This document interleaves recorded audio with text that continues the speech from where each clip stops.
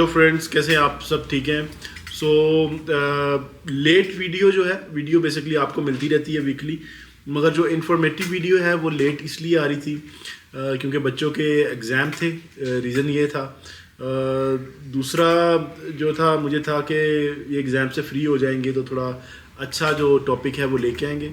तो टॉपिक जो है आज का बड़ा इंटरेस्टिंग है, अच्छा है। Biodiversity and environment. सो आज बुलाएंगे मिकल को। पहले की तरह मैं बेसिकली हैप्पी को नाराज़ नहीं करना है। हैप्पी को ही बोलूँगा कि मिकल को वेलकम करें, क्योंकि पहले तो आज हैप्पी बड़ी मुश्किल से आए हैं क्योंकि यहाँ पे 2 दिन से बारिश काफ़ी हो रही थी। बारिश की वजह से डर था फ्लड का, और हैप्पी पता नहीं कैसे आ गए यहाँ पे। मुझे नहीं पता, लगता है किसी बोट शोट से आए होंगे। तो क्योंकि जितनी बारिश थी, आज बारिश भी ख़त्म हो गई है। मौसम बड़ा सनी डे है।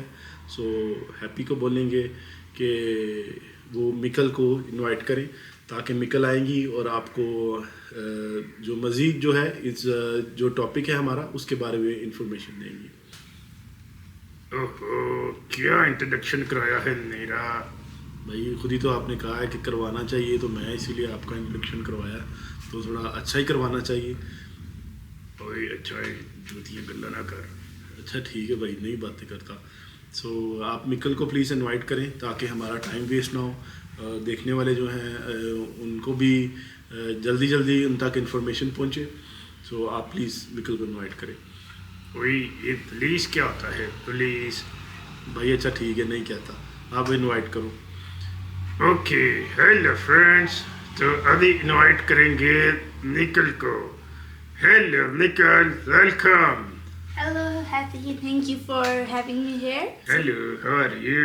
I'm good, and you? I am good, thank you. कल से बहुत बारिश हो रही थी, आपका क्या ख्याल है? जी, बारिश तो काफ़ी हो रही थी। क्यों हो रही थी? क्यों हो रही थी पता नहीं, किसी को भी नहीं पता। ओए ठहर जा, ठहर जा। अच्छा भाई ठीक है, ठहर गया हूँ। फ्रेंड्स, कल से मौसम बड़ा ख़राब था, और जैसा कि आपको मेरे साथ बैठे हुए इस आदमी ने बताया है कि हैप्पी बोर्ड से आया है। और नहीं जी नहीं, कोई मैं बोर्ड से नहीं आया, कोई झूठी बोली। अच्छा भाई ठीक है, मैं मजाक कर रहा था, क्या सीरियस ही हो गई हो? ठीक है, तो चलो ठीक है, कोई बात नहीं। मिकल से बाकी की आप थोड़ा सा ज़रा अपने ऊपर कंट्रोल रखें, और मिकल से जो बाकी की इन्फॉर्मेशन है मिकल से लेते हैं। ठीक है, चलो। आज जैसे कि आप सबको पता ही होगा कि आज का हमारा टॉपिक है बायोडाइवर्सिटी एंड इन्वायरमेंट। आपको कुछ पता है कि बायोडाइवर्सिटी क्या होता है? इन्वायरमेंट तो आपको पता है। हाँ जी, मुझे पता है, मुझे सारा कुछ आता है। आपसे सुनना चाहते हैं? Okay, no problem. पहले हम बायोडाइवर्सिटी के बारे में करेंगे, फिर बाद में हम इन्वायरमेंट के बारे में थोड़ी इन्फॉर्मेशन देंगे। बायोडाइवर्सिटी तो हमारे आसपास की आपने काफ़ी ज़्यादा लिविंग ऑर्गेनिजम्स देखे होंगे, प्लांट्स, लेकिन क्या आपने नोटिस किया कि वो नॉर्मली जो है वो चीज़ें एक दूसरे से सेम नहीं होती, काफ़ी डिफरेंट होती हैं। इनफैक्ट हम इंसानों में भी आपने देखा होगा कि कुछ केसेस में ट्विंस वगैरह के फेस सेम होते हैं, और लेकिन हम सब बाकी इंसानों के फेस वगैरह भी सब डिफरेंट होते हैं। आपने ये तो नोटिस किया होगा। हाँ जी, नोटिस किया है। क्या आपने एक चीज़ नोटिस की है? जी, कौन सी? कि जीनी ने अभी थोड़ा सा खर्चा कर लिया है।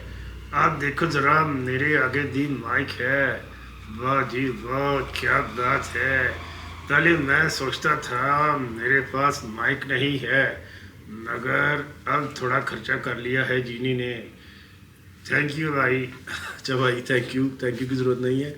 मुझे था कि माइक बेसिकली स्टूडियो में था।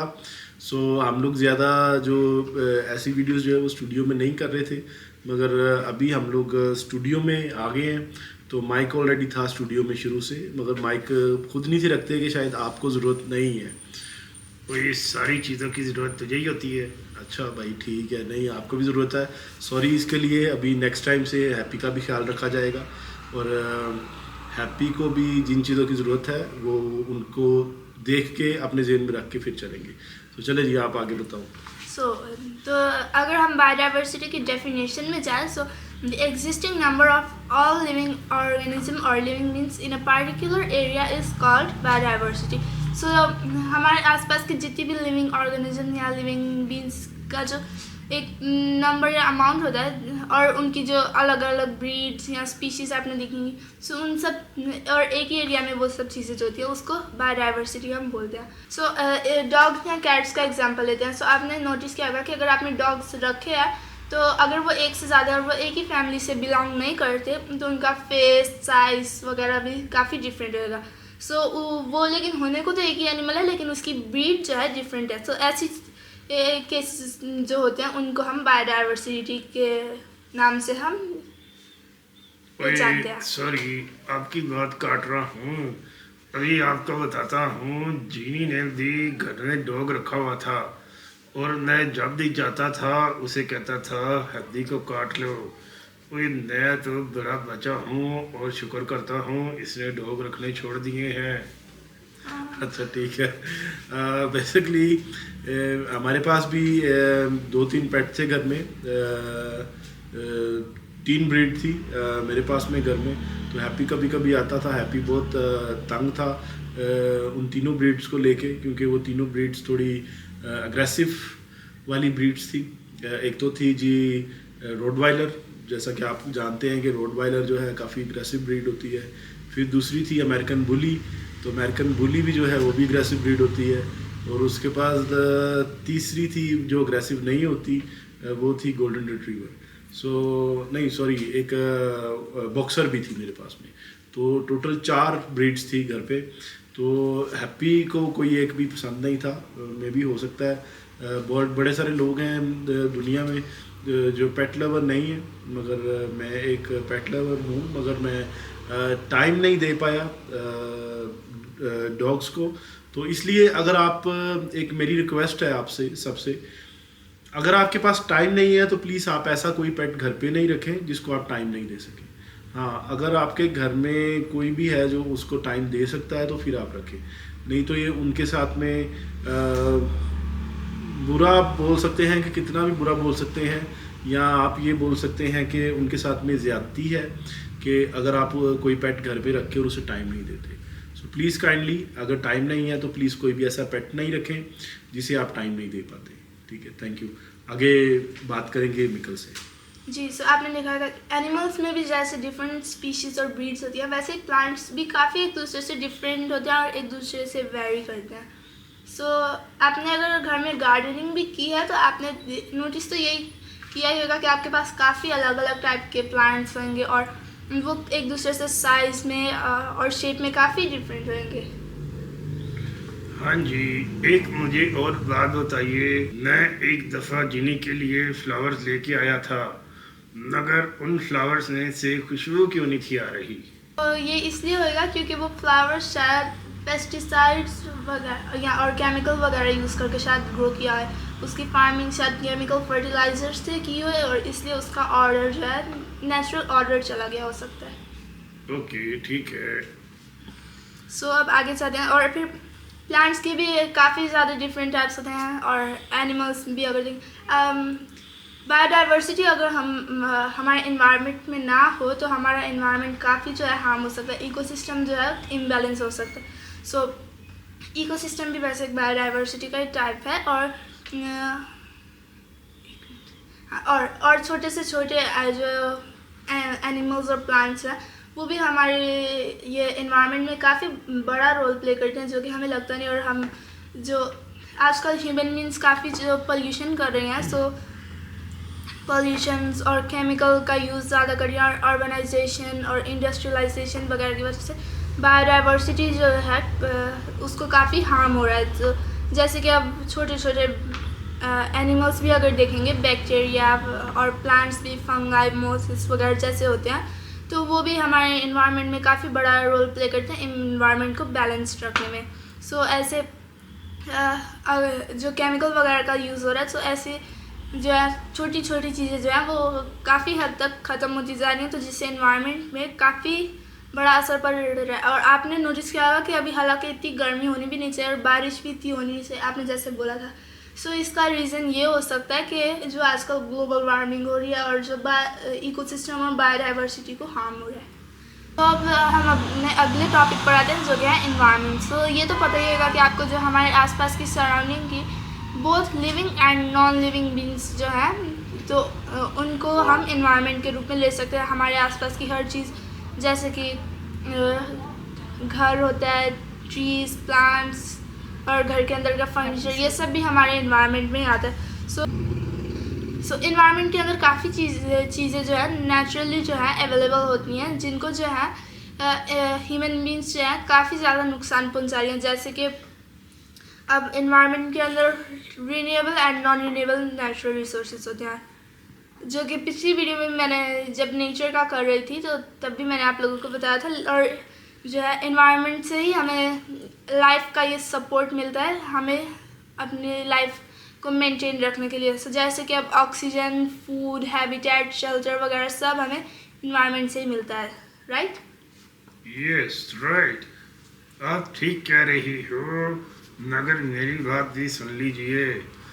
जी करिए। तो ये है कि एक बात मुझे बताइए, कौन सी? जब एक बारिश नहीं होती तो हम लोग जब छोटे थे, हैप्पी भी छोटा था। वही चुप कर जाए। अच्छा ठीक है, चलो भाई आप बताओ अपनी बात, आप बताओ, ठीक है। वही जब हम छोटे थे तो हम सोचते थे बारिश नहीं हो रही, तो हमें एक बाबा जी ने बताया था बारिश नहीं हो रही तो किसी बुढ़े बाबे के ऊपर पानी डालोगे तो बारिश हो जाएगी। क्या ऐसा होता है? तो भाई ऐसा नहीं होता, वो बुढ़े बाबे को गर्मी लग रही होगी, उसको वो सोचता होगा आप घर से पानी ला के उसे नहला दोगे, तो नहीं तो ऐसा नहीं होता है।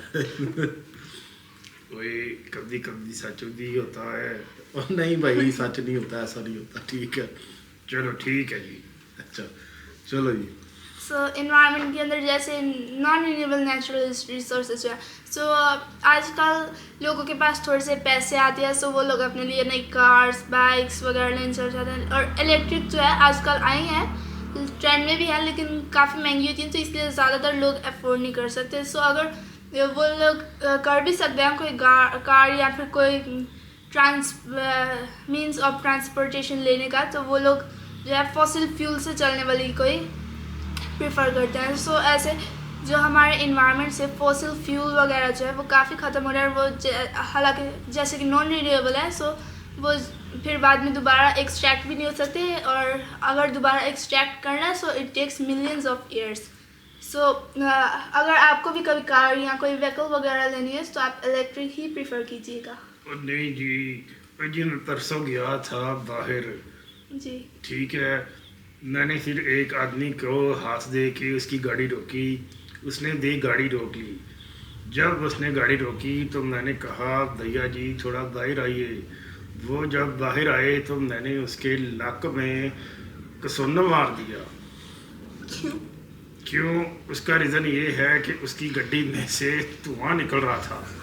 मैंने कहा भाई ये धुएं वाली गड्डी ना चलाया करो। जी आपने ये तो बिल्कुल लेकिन आप उनको पीसफुली भी तो समझा सकते थे। और पीसफुली लोगों की बात समझ में नहीं आती, कभी कभी ऐसे करने पड़ते हैं, ठीक है। अच्छा ठीक है भाई, बहरहाल आपने गलत किया। अच्छा एक और बात है कि बेसिकली जिनकी गाड़ियाँ थोड़ा धुआं छोड़ रही हैं तो हैप्पी से थोड़ा दूर रहें, ठीक है। तो ध्यान से गाड़ी चेक करके निकालें, क्योंकि अगर आपको हैप्पी नज़र आ गया तो फिर हैप्पी आपके लिए मुश्किल पैदा कर सकता है। कोई ज़्यादा गंदा ना कर रहे। ठीक है भाई, नहीं करते।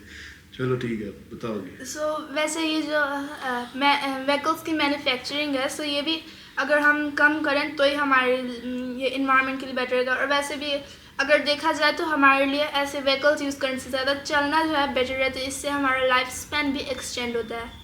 सो और फिर अगर इलेक्ट्रिक व्हीकल्स लेने का बजट वगैरह नहीं है, सो लोकली भी काफ़ी व्हीकल्स अवेलेबल होती हैं, पब्लिक व्हीकल्स जिनको हम कहते हैं। सो वो गवर्नमेंट की तरफ से भी होती हैं, कुछ बसेस वगैरह, और फिर यहाँ तो टैक्सी भी कर सकते हैं। और अपने लिए पर्सनल व्हीकल लेना इतना ज़रूरी नहीं होता। लोग अपने स्टैंडर्ड मेंटेन करने के लिए या फिर शो ऑफ करने के लिए जो है इन्वायरमेंट को भी काफ़ी जो है इम्बैलेंस करते हैं, और इस ऐसे इन्वायरमेंट में इम्बैलेंस की वजह से काफ़ी ज़्यादा नेचुरल डिज़ास्टर्स वगैरह भी अकर होते हैं।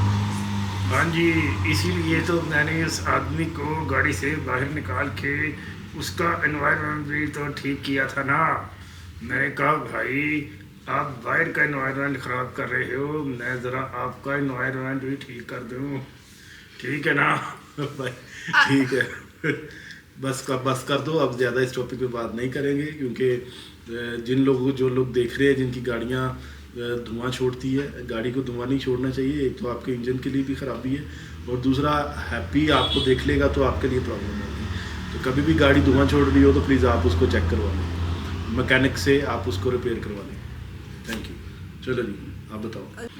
सो अगर हम इन्वायरमेंट को कंजर्व नहीं करेंगे तो काफ़ी ज़्यादा नेचुरल डिज़ास्टर्स भी अकर होते हैं, like flood, landslide and earthquake.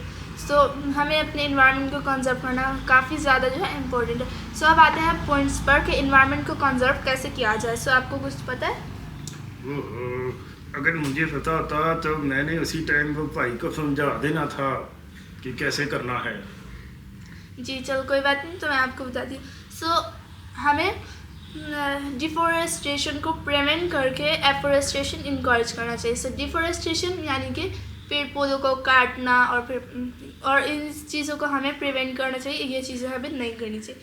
और फिर एफॉरेस्टेशन को इनकरेज करना, जैसे कि मैंने पहले बताया कि खाली जगह अगर दिखे तो हमें वहाँ पर फैक्ट्रीज या फिर कोई बिजनेस शुरू करने का ना सोच के उधर हमें एफॉरेस्टेशन यानी कि प्लांट्स वगैरह ग्रो करने चाहिए। सो और इन्वायरमेंट को बैलेंस करने के लिए अगर हम एक ट्री काटते हैं, क्योंकि वो काफ़ी बड़ा होता है और हमें ऑक्सीजन ज़्यादा देते हैं, तो हमें उसके बदले में, क्योंकि प्लांट्स छोटे होते हैं तो इसलिए तब हमें 2 ट्रीज़ के प्लांट्स जो है ग्रो करने चाहिए। सो और फिर हमें जो है पॉपुलेशन वगैरह भी कंट्रोल करनी चाहिए, और हमें air, water and land pollution जो है वो हमें भी कंट्रोल करना चाहिए। और नॉइज़ पोल्यूशन भी हमें कंट्रोल करना चाहिए, क्योंकि ये भी इन्वायरमेंट में काफ़ी इम्पैक्ट करता है, ये क्योंकि इंसानों के लिए भी खुद ठीक नहीं है नॉइज़ पोल्यूशन वगैरह। और फिर 3R मेथड यानी रिड्यूस, रीयूज और रिसाइकल मेथड एडॉप्ट होना चाहिए।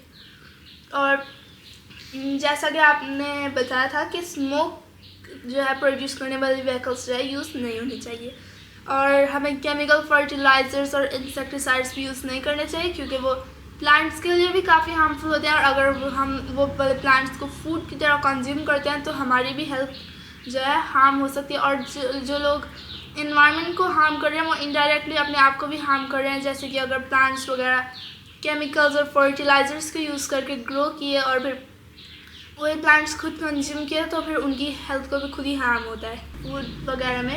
फूड वगैरह को ग्रो करने के लिए केमिकल्स का यूज़ अगर दिखे तो आपको वो इंसानों को रोकना चाहिए, लेकिन उस पहले वाले तरीके से नहीं, आपको पीसफुली उनको समझाना चाहिए।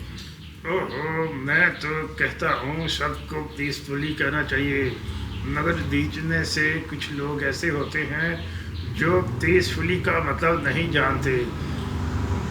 आप समझ रहे हो? लेकिन आपको उन्हें बिठा कर आराम से, कुछ लोग क्योंकि लैक ऑफ एजुकेशन की वजह से। बात सुन लीजिए, नेक्स्ट टाइम किसी की गाड़ी धुआं मारेगी तो मैं उसको गाड़ी से निकाल के कहूँगा आओ भाई पहले चाय पीते हैं। वो चाय पी के मैं उनको बताऊँगा भैया जी मैकेनिक के पास क्यों नहीं जाते। जी ये तरीका काफ़ी बेटर है। लेकिन चाय के बिना आप सीधा भी उनको कह सकते हैं, वरना इतना टाइम क्या पता वो कोई इमरजेंसी में हो तो इतना टाइम उनके पास नहीं भी हो सकता। ओहो, इमरजेंसी तो हो मगर दूसरे लोगों की लाइफ क्यों ख़राब कर रहा है गाड़ी में से धुआं निकाल के। ओ जी, मेरी गली में एक आदमी था, उसको मैंने 2-3 बार कहा भैया जी गाड़ी धुआं मार रही है। कहता भाई गाड़ी धुआं मार रही है, आपको क्या प्रॉब्लम है। मैंने फिर जब अंदर से डंडा लेके आया ना तो फिर कहता भाई अब ठीक है, मुझे समझ आ गई है। तो इसलिए कई लोग डंडे की बात ही सुनते हैं। आपकी बात भाई ठीक है। हैप्पी जी आप ज़्यादा बातें अपने ऊपर कंट्रोल रखिए और अपने जज्बात के ऊपर भी कंट्रोल रखिए। ऐसे लोग डर जाएंगे, लोग प्रॉब्लम में आएंगे। तो सॉरी अगर आपको हैप्पी की बातें बुरी लगी हैं उसके लिए। So please kindly I hope so कि आपको टॉपिक जो है वो अच्छा लगा होगा। सो अभी तक का टॉपिक यहीं पे है, इसको एंड करते हैं। सो अभी फिर मिलेंगे नेक्स्ट वीडियो में नेक्स्ट टॉपिक के साथ में या नए एक्सपीरियंस के साथ में नई वीडियो में। और लब्बा जी की वीडियो आने वाली है। लब्बा जी की वीडियो की ऑलमोस्ट शूटिंग जो है वो चल रही है। एक नया प्रोजेक्ट लब्बा जी के ऊपर हम लोग स्टार्ट कर रहे हैं। तो प्लीज़ आप सब्सक्राइब कीजिएगा। अगर लब्बा जी की वीडियो आप पसंद करते हैं तो चैनल को सब्सक्राइब कर दीजिएगा, ताकि हम लोग इन फ्यूचर जो है वो लब्बा जी की वीडियोस भी दें। और दूसरा जो होम के जो बच्चे हैं जहाँ पे मैं जाता हूँ, प्रोग्राम करता हूँ, अभी बड़ी जल्दी ही एक और नया एक ऑर्फनेज है जो लास्ट टाइम आपने इंटरव्यू भी सुना था। उनकी जो चेयरमैन थी जिनका इंटरव्यू मैंने किया था, बड़ी जल्दी वहाँ पे बच्चों के साथ में एक नई वीडियो आपको देखने को मिलेगी। वहाँ पे हम कुछ चीज़ें ऑर्गेनाइज कर रहे हैं बच्चों के साथ में, कुछ गेम्स और कुछ कॉम्पिटिशन्स जो हैं। फिर उनके लिए खाना जो है वो लब्बा जी बनाएंगे। तो प्लीज़ चैनल को सब्सक्राइब कर दीजिए और हमें अपनी दुआओं में याद रखिए। Thank you so much. फिर मिलेंगे नेक्स्ट वीडियो में। Bye bye. Bye bye.